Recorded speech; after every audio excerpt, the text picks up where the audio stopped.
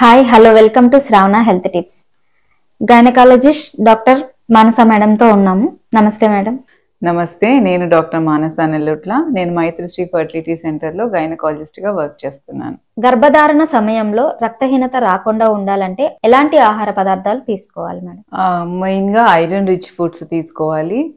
Iron rich foods అంటే దేంట్లో మన భారతీయ దేని బట్టి చూసుకుంటే ఎక్కువ పాలకూర, గోంగూర, కొత్తిమీర, ఆకుకూరలు, లివర్, మీట్, నాన్ వెజ్, తర్వాత బెల్లం పట్టీలు అండ్ అంజీర్, కిస్మిస్ అండ్ ఖర్జూర పండ్లు, ఇలాంటి వాటిలో ఎక్కువ పప్పు దినుసులు, ఇలాంటి వాటిలలో ఎక్కువ శాతం ఐరన్ ఉంటుంది.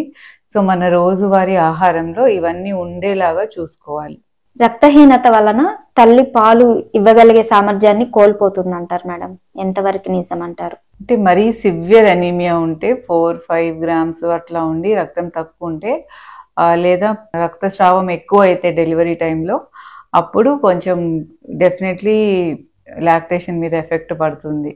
గర్భధారణ సమయంలో రక్తహీనత ఉన్న వాళ్ళు ఎంత ఫ్రీక్వెంట్ గా చెకప్స్ అనేవి చేపించుకోవాలి మేడం?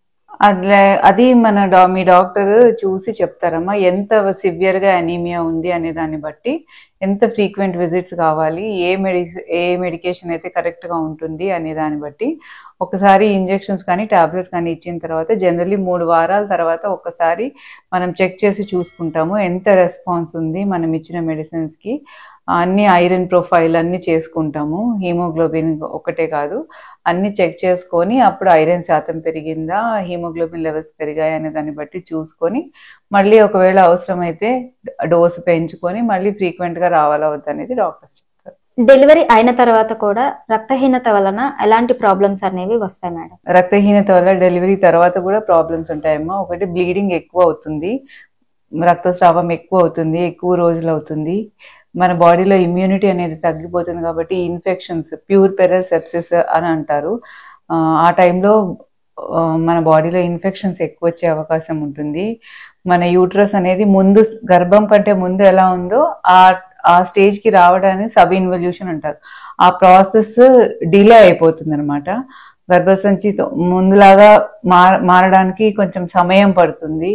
తర్వాత సివియర్ అనీమియా ఉంటే బేబీకి ఫీడింగ్ ఇవ్వడానికి ప్రాబ్లం అవుతుంది.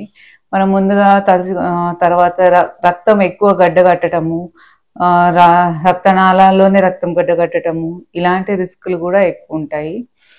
సో అందుకే డెలివరీ అయిన తర్వాత కూడా 3 నెలల వరకు, ఎస్పెషల్లీ బేబీకి తల్లి పాలిచ్చేంత సమయం వరకు ఈ ఐరన్ టాబ్లెట్స్ ని కంటిన్యూ చేయమని అడ్వైస్ చేస్తాము. తర్వాత 3 నెలల తర్వాత కూడా ఒకసారి హీమోగ్లోబిన్ చెక్ చేసుకొని చూసుకుంటాం. అందులో సిజేరియన్ అయిన వాళ్ళకైతే కుట్లు మానడానికి కూడా డిలే అవుతుంది రక్తం తక్కువ ఉంటే. థ్యాంక్ యూ మేడం, మాకు చాలా విలువైన సమాచారాన్ని అందించారు.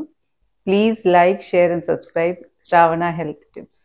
ఈ వీడియో కనుక మీకు నచ్చినట్లయితే please like, share and subscribe Shravana health tips. మీకు ఏమైనా డౌట్స్ ఉంటే కామెంట్ రూపంలో తెలియజేయగలరు. Please follow insta and Facebook also.